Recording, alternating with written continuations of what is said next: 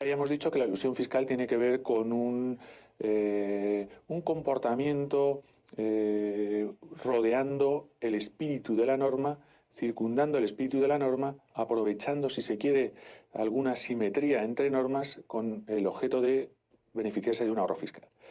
La evasión fiscal, sin embargo, tiene otro componente. La evasión fiscal tiene que ver con que una vez realizado el hecho imponible, es decir, la condición legal para el nacimiento del tributo, sin embargo, el contribuyente no procede al pago del tributo. El contribuyente no paga conociendo, sabiendo su obligatoriedad en el pago.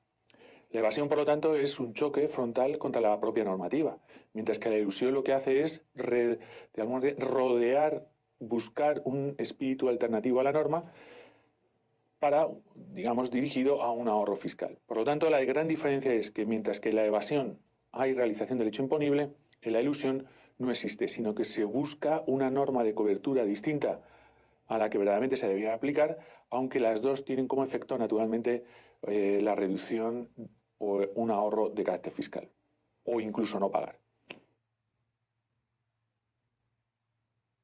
La ilusión es un mal de nuestros días, es un artificio, un negocio poco genuino y donde lo que se busca fundamentalmente es una línea no directa, sino una línea un poco circular para obtener, como decía anteriormente, una ventaja fiscal que el ordenamiento no quiere. Es una norma que podemos entender que es acorde a la tendencia internacional, es una norma que tiene que ver con una norma que ha sido defraudada, con una norma que, digamos, cubre de alguna manera un negocio, un acto que es artificioso y que de lo que trata fundamentalmente como consecuencia sería un ahorro fiscal no querido por la normativa peruana en este caso. La norma peruana es una norma que responde a los estándares internacionales, es una norma que no es novedosa en el mundo de la fiscalidad. Los primeros antecedentes históricos de una norma de este tipo aparecen ya en el derecho romano y luego posteriormente tenemos la ordenanza tributaria alemana, tenemos el Código español, la Ley General Tributaria del año 63 y no solamente países del entorno sudamericano, sino también en el entorno europeo. No en vano tenemos normas antielusiva impulsadas por la OCDE y también en el ámbito de la Unión Europea con una directiva dedicada fundamentalmente a la lucha contra la elusión. La lucha contra el fraude fiscal en el Perú se ha convertido probablemente en uno de los primeros objetivos que una institución como SUNAT se debería plantear. Llegados a este punto, ¿cuáles podrían ser los instrumentos, digamos, más acordes para la lucha contra el fraude fiscal? Bueno, pues yo en el Perú veo 5 elementos que quizás se podrían mejorar. Primero, naturalmente, el fortalecimiento de la propia SUNAT, es decir, más medios personales, más medios técnicos, mayor inversión probablemente también en equipos informáticos y en inteligencia, ¿por qué no? En segundo lugar, una mejora de la conciencia fiscal por parte de los contribuyentes peruanos. Hay que saber que el contribuyente que no paga sus impuestos lo que está produciendo es una cierta insolidaridad con el resto de sus nacionales, en el sentido de que si el gasto es el que es y hay que cubrirlo, si no hay un sujeto que no paga sus impuestos, habrá otro que tendrá que pagar seguramente más impuestos.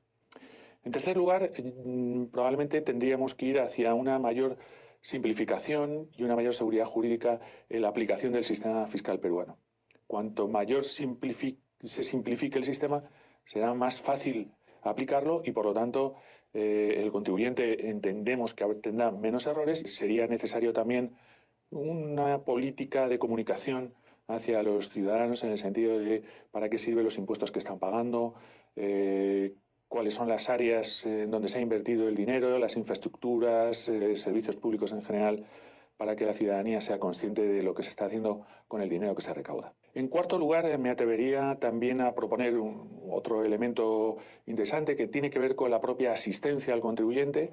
Es decir, el contribuyente tiene que tener un buen sistema de información fiscal, naturalmente prestado por la propia Administración Tributaria. Me gustaría incidir también en la necesidad de probablemente fomentar o insistir en las labores de control tributario. Cuando en un país no hay percepción de control tributario, no hay percepción de que la Administración tributaria está realizando su trabajo, pues probablemente la percepción es de incumplimiento. ¿Por qué? Pues porque si el vecino resulta que no paga sus impuestos y no pasa nada, probablemente yo vaya a replicar el comportamiento de mi vecino.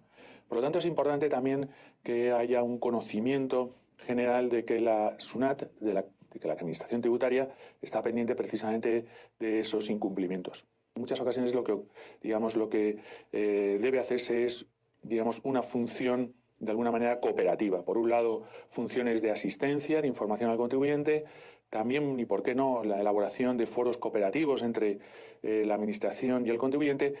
Y ya por último, si me permiten, pues desde un plano internacional quizás la lucha contra la evasión fiscal pues tiene que ver naturalmente con la planificación fiscal agresiva, a la que naturalmente hay que dar la cumplida respuesta. Y naturalmente, bueno, en los últimos meses ya Perú yo creo que ha avanzado algunas cuestiones que tienen que ver pues, con el establecimiento permanente, con la lucha en el uso de los paraísos fiscales. Es importante hacer notar que desde el mes de mayo ha aparecido el reglamento donde se desarrolla la cláusula general antielusiva y, por lo tanto, Perú, quiero entender con estas medidas que tiene las medidas necesarias para poder realizar y afrontar una lucha eficaz contra el fraude fiscal.